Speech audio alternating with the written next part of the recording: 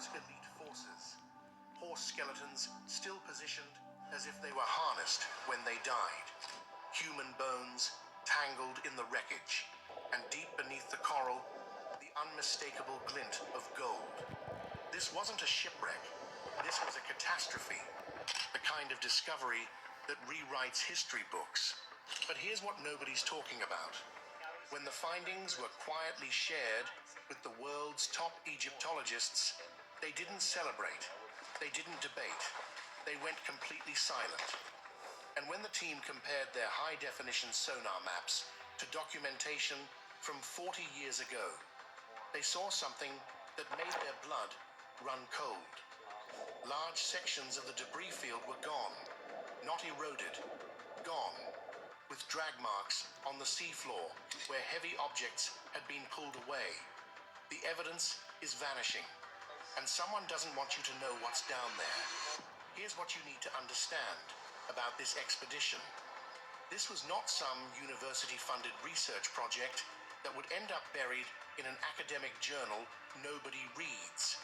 This was a covert operation, privately funded to the tune of over $10 million by backers whose names have never been released.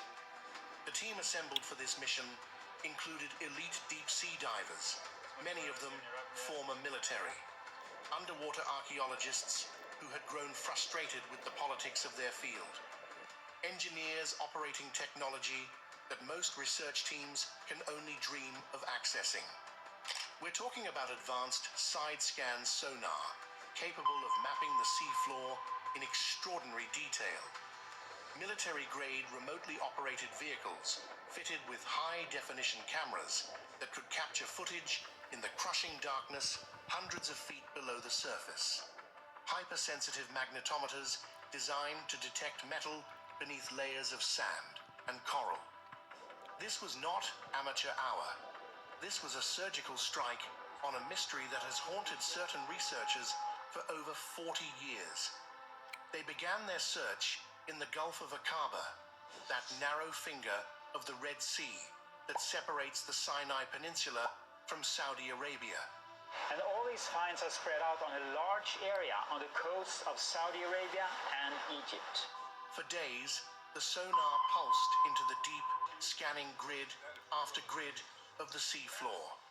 And then the operator saw something that made him call everyone to the screen.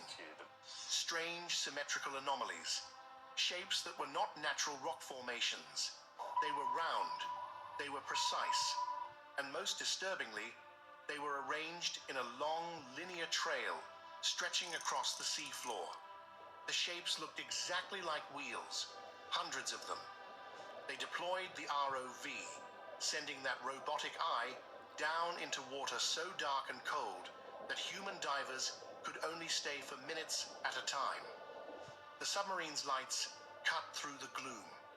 At first, there was nothing but sand and stone. Then, emerging from the sediment like a ghost, they saw it. A perfectly round shape, completely encrusted in coral. It was unmistakably a wheel, an ancient spoked chariot wheel. As the ROV glided forward, another came into view, then another. The debris field stretched for nearly a mile and a half. This was not a single accident. This was a catastrophe. The divers had to go down themselves. What they saw when they reached the bottom has been described by members of the team as overwhelming, even terrifying. They were swimming through a war zone, frozen in time.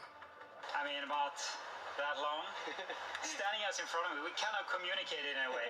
The seafloor was littered with the remains of what appeared to be a fleeing or perhaps charging army.